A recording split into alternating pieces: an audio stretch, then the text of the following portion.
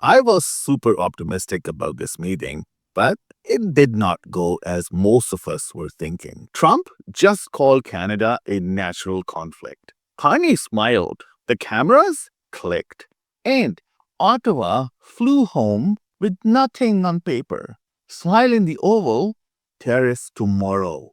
That's how you know it's Washington, not Wonderland. On trade because we have natural conflict. They want a car company and I want a car company, meaning the U.S. wants a car company, and they want steel and we want steel. So Stick around because by the end, you will see why this meeting was not a handshake. It was a scoreboard check, and we are not winning.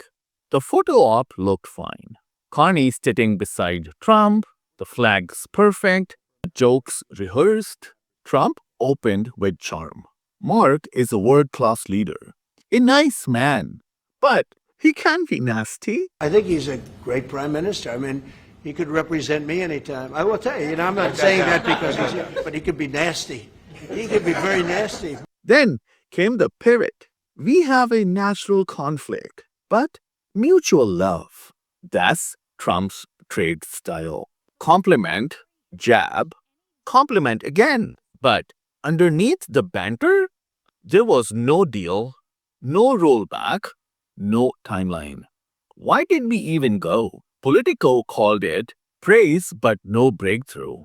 Trump got his headline, America love Canada again. Carney got his photo. Canadian exporters still paying 35%. While they smiled in DC, Ottawa got hit with reality. $6.32 billion trade deficit in August, the worst since COVID. Exports down 2.9%, imports steady, autos, machinery, energy, all bleeding from tariff ripple effects. So, when Trump says natural conflict, he's not wrong, just leaving out who is holding the hammer. That number, $6.32 billion, is not a stat. It's an invoice for another photo op. Here is where the meeting turns dangerous. Trump floated renegotiating the USMCA, even splitting it into separate deals with Canada and Mexico. Translation? Ottawa loses backup. No Mexico at the table. No leverage. Just us and the elephant again. If that happens, every future negotiation becomes one-on-one and one-sided. To Trump, allies are not partners. They are rivals with manners. Before we go any further, please like, subscribe, and share this video with your friends. Subscribing to my channel is not gonna cost you anything, but it does help me big time. Thank you. Now back to our topic. Carney stayed calm, banker style. There are areas where we compete, but more where we are stronger together. That's a nice line for a G7 summit. But Trump does not do together. He does win or lose. So while Carney preached cooperation, Trump was pitching competition with a flag on it.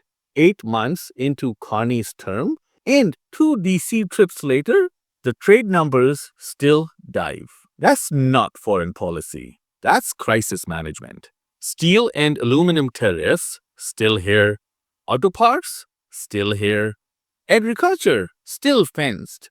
Trump told reporters, we are working on formulas. Translation? No change today. And because the tariffs are stamped national security, Canada cannot fight them at the WTO. We are playing in Trump's sandbox, and he owns the toys. Carney tried to flip the script with numbers. Canada is the largest foreign investor in the US, $500 billion in the last 5 years, and another trillion coming if we get the deal we expect. Sounds impressive until you realize he just told Americans how much Canadian money they already get. Probably $8 trillion in the next 5 years if we get the agreement that we expect to get. In my opinion, it's leverage if you whisper it. It's surrender if you brag it. Meanwhile, Trump bragged that his policies sparked $17 trillion in new investments. Independent tallies say that number is nowhere close. Bold claim? Fuzzy math. Trump again praised Canada for doing a much better job on fentanyl. Thank you, sir. Then used the crisis as justification for the same tariffs. The truth? Canada is responsible for less than 1% of US fentanyl flow. That's real stat. The supply chains are China and Mexico. So when Trump ties fentanyl to tariffs, it's not policy. It's PR cover. Back home, Pierre Poilievre was waiting with gloves off. 2 trips to the White House, 0 results. He's right on optics. Carney cannot win.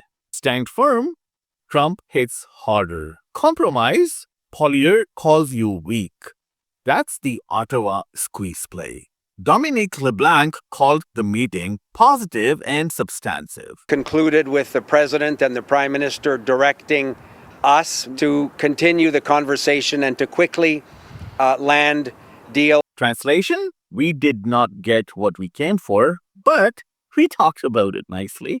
Smiles on camera, deficit off camera. Today was not a collapse. It was a redefinition. For decades, Canada and the US soared partnership. Trump sells competition when he says natural conflict. That's not an insult. That's his doctrine. Trade as the sport, not a system. And Carney just walked into his arena. Here is what it means for you. If these tariffs stick, your next car costs more. Your groceries cost more. Your job, if it's tied to manufacturing or exports, gets shakier.